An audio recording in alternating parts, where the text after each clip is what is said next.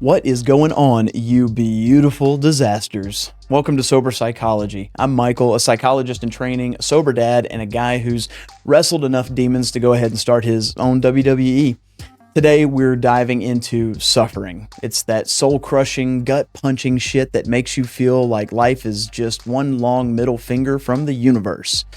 So let's not sugarcoat it. You're probably suffering right now. Maybe it's, your job, your empty fridge, or the fact that your ex is thriving while you're crying into a $5 bottle of cheap, crappy, garbage wine. Suffering's not just a bad day. It's a human condition, and most of you are handling it like a toddler in a mosh pit. I'm here to break down why we suffer, what psychology says about it, and how to stop letting it turn you into a whiny little victim. This ain't therapy with hugs and tissues. I'm serving you hard truths with a side of dark humor just to keep you awake. So stick around, because by the end, you'll know why suffering is your greatest teacher, not your enemy. We're digging into the science of pain, the lies that you tell yourself to avoid it, and how to use it to become a badass instead of a doormat. So let's get to it. Welcome to the show where we break down the mental health stigma, navigate sobriety with humor, and prove that it's okay to laugh while you heal. Let's get real, let's get honest, and maybe a little weird. Growth is messy, but you don't have to do it alone. This is Sober Psychology.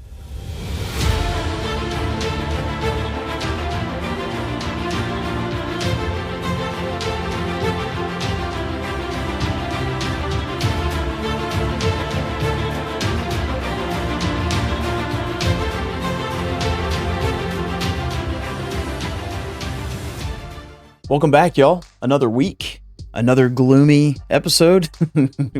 I've promised you before that we're going to do something happy, and eventually we will, maybe, but I'm just not doing a good job, okay? So I apologize for all the gloom and doom. But each one of the episodes, to my credit, each one of the episodes, we offer a little hope at the end, right? So it's not just, stop whining, whatever. We're going to do dark and gloomy, get over it, okay? This is a sick and twisted space to be in anyways, so welcome, my fellow sick and twisted friends. Anyways, we're going to dive into suffering, but before we do that,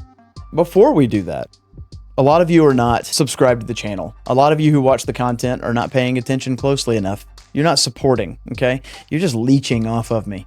I'm exuding all of this wisdom and knowledge, and all you're doing is just leeching. So it would really help me out. It would help support the channel. We're trying to grow. We're trying to kick things off and keep it going. If you could just like the video, if you could subscribe, if you could share this with a friend, it would mean the world to me. And even if you don't, please stick around, hang out with us, comment, whatever. I don't care. Whatever. I do care. That's not fully true, but I do care.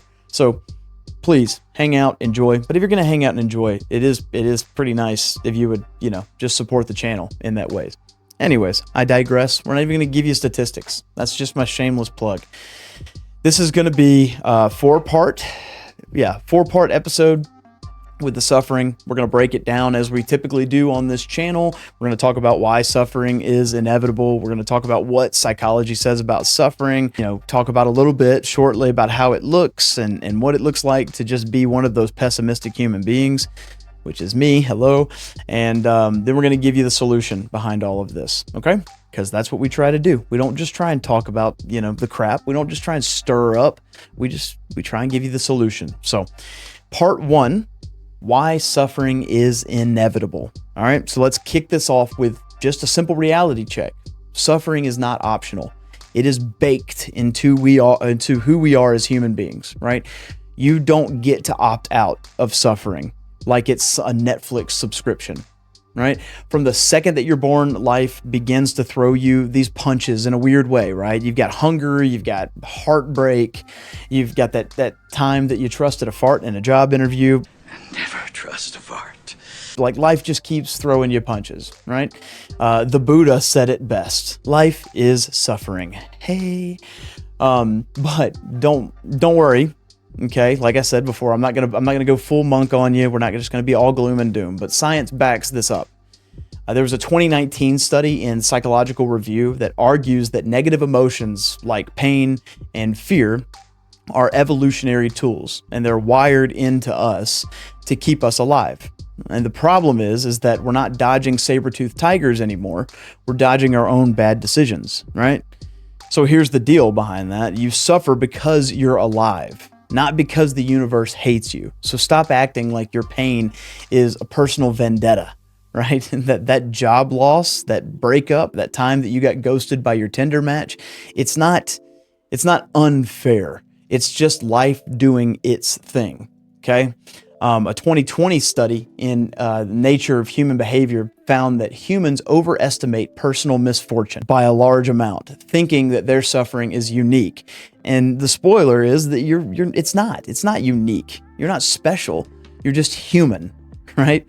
But here's where you begin to really screw up. You run from the suffering like it is some malicious serial killer. Right? Avoidance becomes your go-to. You begin to scroll Instagram nonstop. You're binging Netflix, or you're chugging that bottle to numb the sting. Okay. 2018 study in the Journal of Abnormal Psychology showed that emotional avoidance predicts higher anxiety and depression. Right? You're not outsmarting your pain. You're just kicking the can down the road. It's going to hit you harder a lot later. Okay. This mindset that we tend to get into is like the woe is me, and it's, this is a conspiracy, like the world is against me. It's not.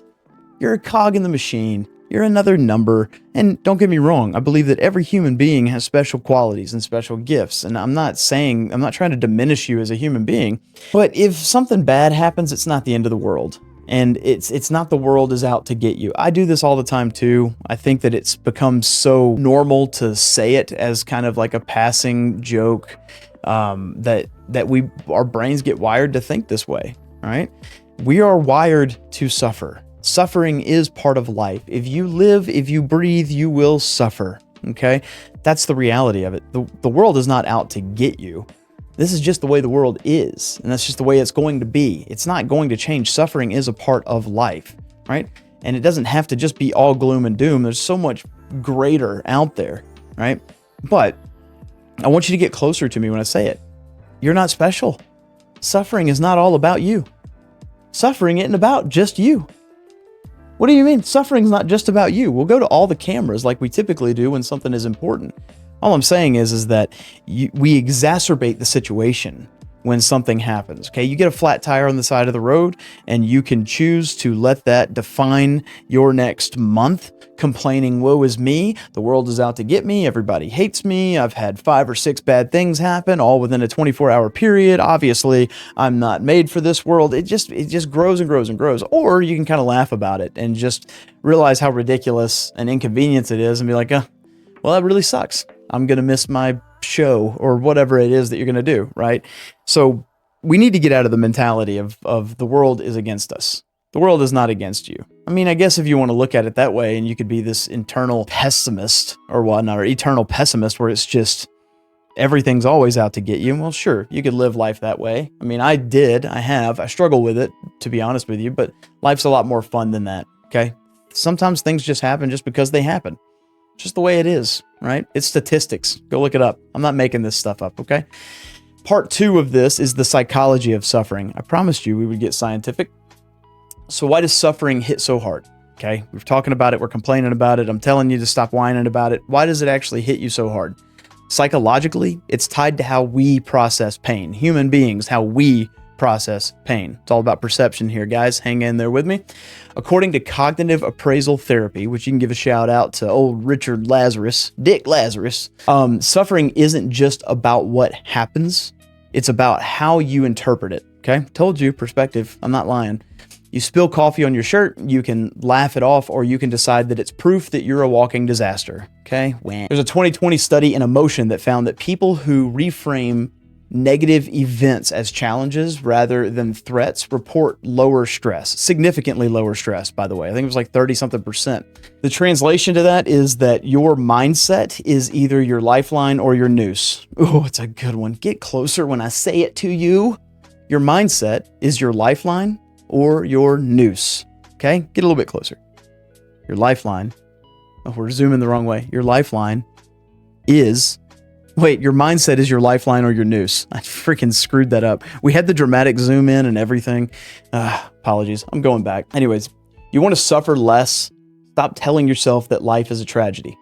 Stop complaining about everything just being a tragedy and woe is me and all is wrong and yada, yada, yada, right? That's not resilience. That's you auditioning for a soap opera that nobody is watching, okay?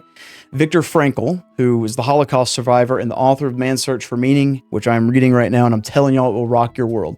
Anyways, he said, suffering without purpose is despair. And that was one that it really hit me, right? Like, you find meaning in your pain, whether it's learning from a screw up or growing stronger, and then it stops becoming torture, right? Otherwise, you're just marinating in your own misery.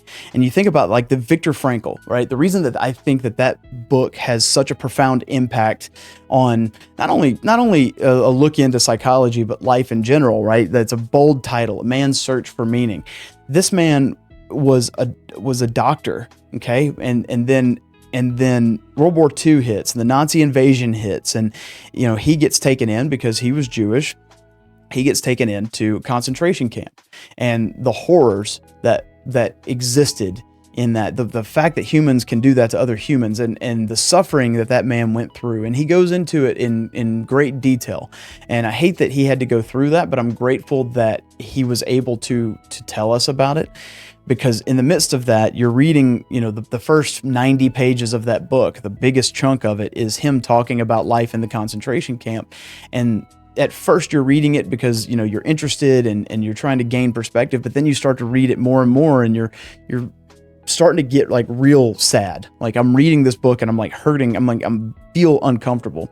And in the midst of that, he starts talking about the meaning is in the suffering. Right? The meaning is in, it's not how easy it would have been in that situation to just be like, the world is against me. I mean, all those rights taken away, all those privileges taken away, the freedom taken away. And then for him to get to this point where he realizes that suffering without purpose is despair. Even with the suffering, there has to be purpose behind it. Right? And so that's a perspective shift, and that's hard to get to. If you're complaining that that's hard to get to because your Wi-Fi went out, I want you to read A Man's Search for Meaning, and I want you to hear it from an actual Holocaust survivor who was in a concentration camp with some of the most ridiculous atrocities that you could imagine ever being done to another human being. And in the midst of that, he said that suffering without purpose is despair. But your Wi-Fi goes out in the middle of you watching a show and you think that your world is ending. Grow up. You know what I mean?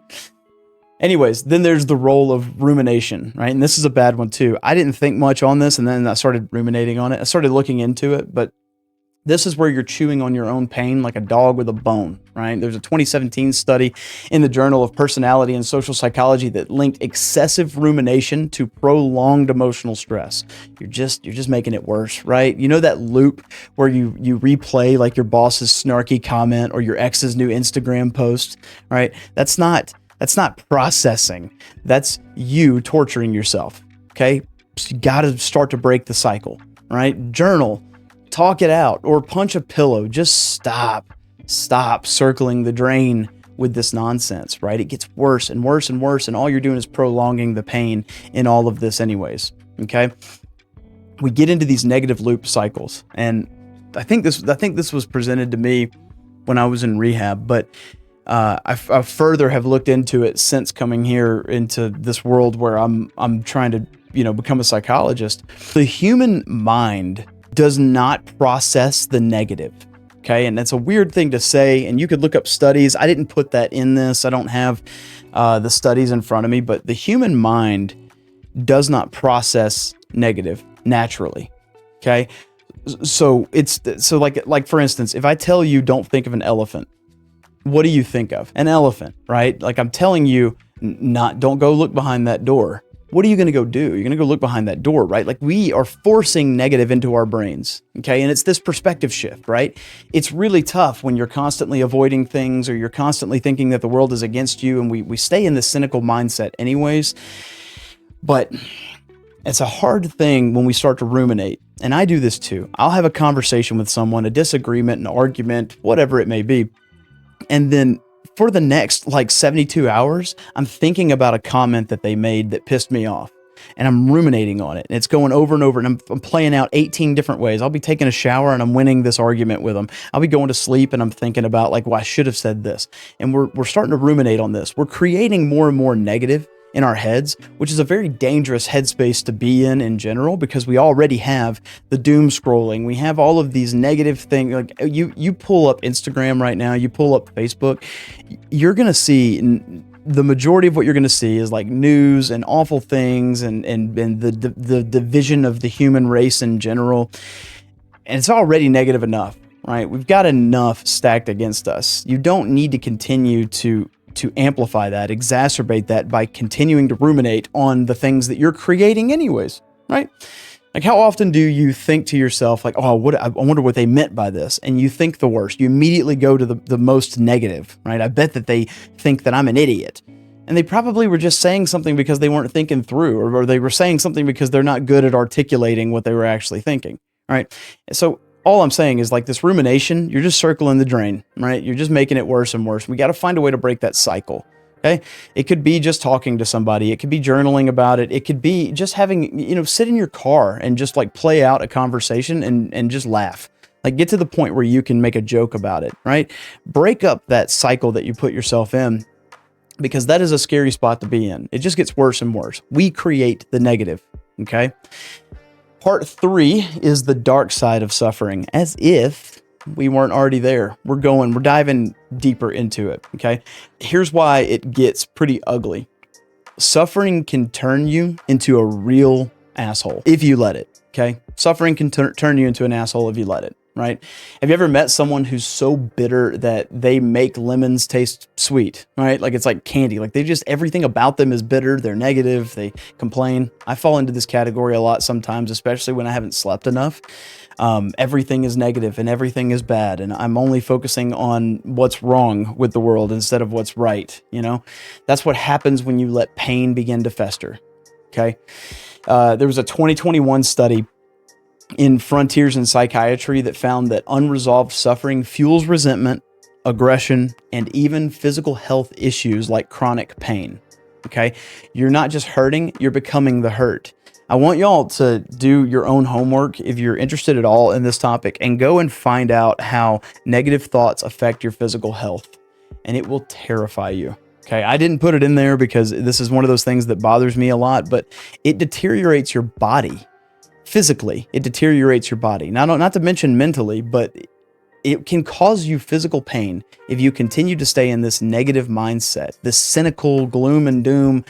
It's tough, and it's a tough spot to be in. This is where we find gratitude, right? This is where we find that happiness. What are the things that we're grateful for? And you start to realize, man, there's so much more than this one little thing, right? The suffering that I'm dealing with.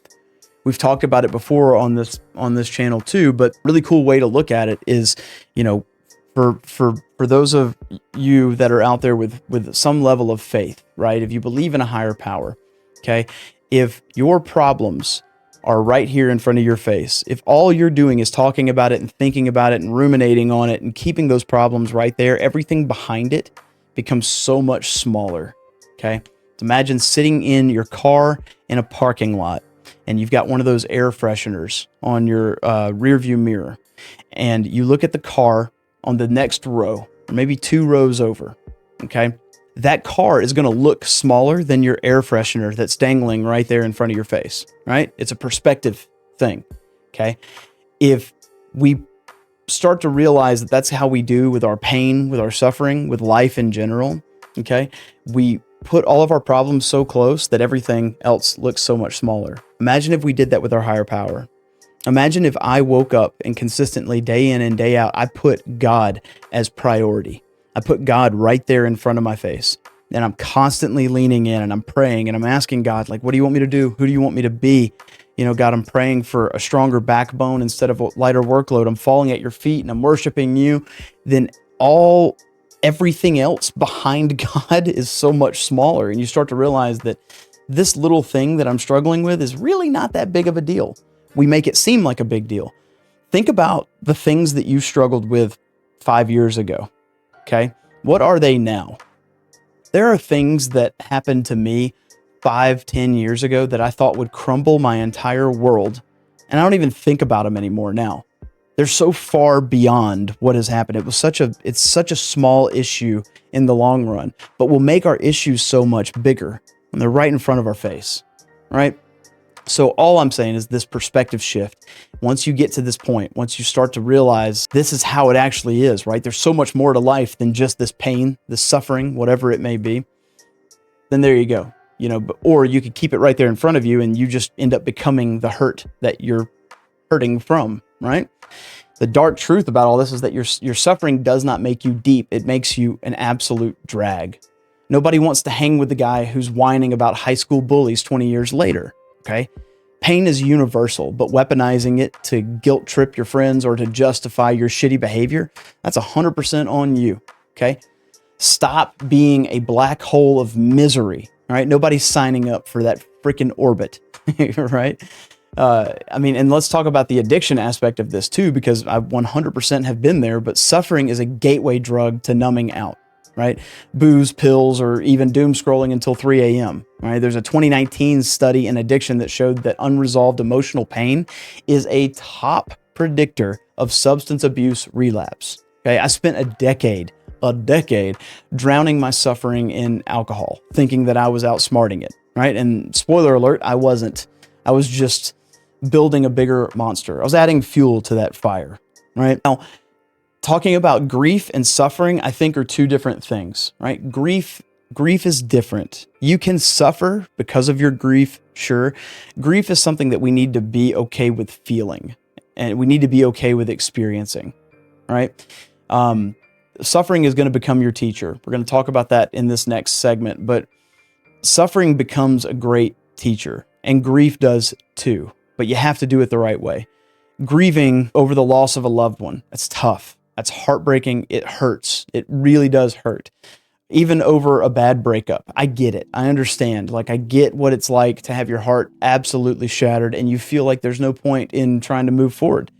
But there is a point in moving forward. I think about all the times that my suffering led me to the reality of thinking that I don't need to be here on this earth anymore. I got to end my life. I got to be done with this.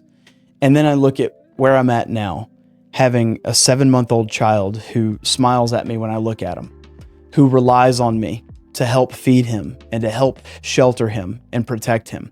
Okay? He's going to continue to grow. He's going to continue to learn, and he's going to continue to have me and his mom as being the people who are there for him all the time. And if I would have ended everything back when I thought that whatever problem I was going through at the time was the biggest problem I could ever experience, that would have been it. I wouldn't have been able to experience this. And now the things that I was suffering with way back when, they don't even register now. I don't even remember half of them because they're so small. It's so non-existent to me, right?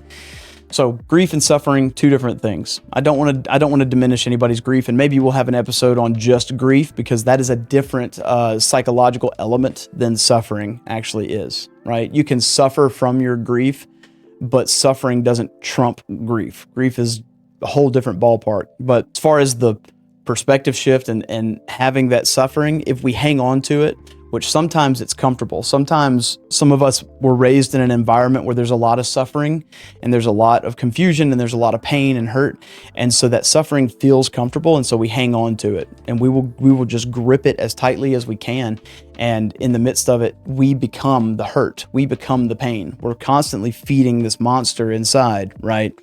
And so finding a way to deal with your suffering in a healthy way, journaling, getting through it. We're going to talk about the solutions here in just a second, but that is so crucial and so important as you move forward in life. I'm telling you this now, any problem that you're experiencing, anything that you're dealing with, any suffering that feels like you cannot wake up the next day, that it's not worth living, I'm telling you, it's going to become so small in a period of time. I hate the cliche that time heals all things. I don't necessarily agree with that 100%, but giving things time to breathe a little bit helps you gain a perspective on it that allows you to be healthy and allows you to move forward and to grow through all of this. All right. Part 4, our final part, how to use suffering to grow. That's a big one. So here are going to be the solution tactics to all of this suffering and all of this nonsense. Okay. Enough gloom. Here's how you turn suffering into your bitch. Let's go. Step 1, you face it. No more running. Okay, there was a 2022 study in the Journal of Positive Psychology that found that post-traumatic growth, which is basically just getting stronger after pain, comes from confronting suffering head on. Okay, you lost your job, grieve, and then hustle. Go back out there, get another job, find something else. Maybe you lost your job because there's another opportunity out there that's better for you. Okay, you get heartbroken, cry, and then learn what you want the next time, right? Avoidance is a coward's game, big time. Okay, something happens to you, deal with it. Give it a moment to hurt. Give it a moment to deal with the emotional turmoil that's going to cause, and then get back on the effing saddle and move forward. Okay, here's a pro tip for you: suffering is a teacher, not a life sentence. Stop dodging the lesson. Ask yourself, what's this pain teaching me? Every single time. What is this? I'm hurting so freaking much. What is this trying to teach me? Okay. Maybe it's that you suck at picking partners, or that you need to stop procrastinating. That's why you're losing your job, right? There's a 2020 study in psychological science that showed that reflecting on pain's lessons boosts resilience. Okay.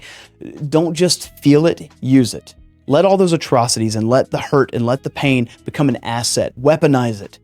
Do what I'm trying to do with you guys. Taken all the shit that I've been through in my life and all of the nonsense that should have crushed me. I should have let it crush me. And I'm now weaponizing it to help other people. Okay? That's very critical and very important. You fall off the saddle, get up. It's the freaking, what's the Bruce Wayne's dad? Anyways, in one of the Batman movies, he goes, "Why do we fall, Bruce? So we can learn to get back up." Right? And that's very important. It's a subtle, simple, very important reality to what life is. It makes you better. You become more resilient. All right. This is one of those things that we talked about with neuroplasticity. If every time something bad happens to you and you just sit there and wallow in it, then you're never going to get better. You're going to learn that that's just what you do. You whine and you kick and you scream and you throw a fit and you start drinking and you start cussing, you start going crazy and you do all these things that are out of character. You hurt other people because you're hurting. And then what do you learn from that? Versus the person that falls and they hurt and it sucks and they're mad and they're pissed and maybe they take it out on a punching bag. Maybe they go out and hit golf balls. I don't know, whatever it is that you do to cope, and you do that. And then the next day you're like, all right, I got to get back into this. I'm not going to let this conquer me. And it becomes a learning aspect, right? And everything is a stepping stone as opposed to a pitfall, right? Everything's a stepping stone as opposed to a pitfall. We're hanging on to that one. All right. Let it be your teacher. Let the suffering be your teacher. Okay. Step 2, find purpose. Frankl was not bullshitting. Meaning transforms pain. Volunteer, create, help someone else. There's a 2018 study in the Lancet that found that purpose-driven people report lower stress and better health, even during hardship, right? I found purpose in sobriety, and then I found purpose in helping others. And it's why I'm here yelling at you through a microphone, right? This is part of my purpose. I want to be able to help people. I want to give you everything that I've got, and I want to help you to maybe navigate the treacherous waters a little bit better than what I did, or help you out of the trenches, whatever it is. This is a purpose for me. This is me creating. This is me doing something that gives me an outlet. It takes a lot for me to write one of these scripts. It takes me a lot to do the research, to pull from all these peer-reviewed articles. I don't know if y'all have read peer-reviewed articles. They're not fun. It's not enjoyable. It's not like a lazy read. I like it because I have something wrong with me in the head, but this is a labor of love. I love doing this. I love the idea that maybe 20 people will see this and there's one person that'll get something from it and it helps them. And they don't have to say anything to me about it. That's fine. But if there's one person out there that got something from this, it means something to me. Okay. That's purpose for me, at least. All right. Step 3, build a support system. We've talked about this a lot with community. Suffering solo is a rookie mistake. Okay. A 2021 study in social science and medicine showed that social support buffers the impact of stress, right? Talk to a friend, a therapist, or even your dog. Just don't bottle this up, right? My wife and kid remind me that I'm not alone in this shit show called life, right? Find your people, right? It's very important that these people that you surround yourself with will help buffer the stress, the pain. even if you tell them, like I've got buddies that I could just say, hey, look, I just need to go do something. I need to go golf. I need to go throw rocks into water. I don't know, whatever it is. They won't say anything to me. They'll be like, all right, come on, I'm gonna come pick you up. Cool. And we don't have to talk about anything. We don't have to, it's not bottling it. It's just like, I just need time to get away. And they get it. They understand it and they're there. I just saw Jordan Peterson talking about this the other day, but like the best friends that you will find are the ones who are just willing to listen. They're just going to listen to you, right? You got those friends that'll offer you advice. You got those friends that will help you out when they know the right time is. But the best friends are the ones that they just listen. They're not going to be critical of you. They're not going to criticize you. They're not going to tell you that you're a piece of shit for feeling the way that you're feling. They're just they're there to listen. Then comes the accountability. Like, hey, I love you enough. I'm going to tell you the truth. Here you go. All right. Find you some support groups like that. Find you some friends who will do it. Okay. I know it's a weird time. Everybody is behind a screen instead of in front of each other's face, but find your community, whatever that looks like for you. Okay. It doesn't have to look like, this picture perfect cookie cutter little community, village, tribe, whatever. Just find your people. All right. So look, suffering, it's not going anywhere. It's the price of being human, like taxes or bad Wi-Fi, I guess. Hey, but you get to choose what it does to you, I guess is the best way I can put that, right? You get to choose what it does to you. You can let it turn you into a bitter, whining mess, or you can use it to build a life that's tougher than a $2 steak. I've been to rock bottom, addiction, despair, and the whole shit show. It was just bad. And I'm here because I learned to face my pain, not flee from it. All right? You're stronger than you think, but only if you stop running. Own your suffering, find its lessons, and then lean on your people, right? The science says it. My life proves it. And deep down, you know it's true. Regardless of whether you agree with me or not, you know it's true. So here's your challenge. Pick one piece of suffering that you've been avoiding and just face it. Just go face it, right? And then write down what it's teaching you or tell someone that you trust, all right? And then hit it up in the comments. We'll talk about it. Share what you learned. I'm going to read every single one, I promise you. Life's too short to let the pain win, all right? Anyways, thank you for tuning in to Sober Psychology. If this hits you in the feels, smash that like button, subscribe, and share it with someone who's stuck in their own misery. And then drop a comment down below. What's the worst suffering that you've faced and how did you get through it? I'm curious. I need some help, right? I need to know. I'm Michael. I'll catch you next time. Keep fighting, stay sober, and don't let the hurt grind you down. All right? Spotify people, will catch you next week. YouTube warriors, you guys know what to do. Keep your head up, keep your heart open, and go help somebody. Love you guys.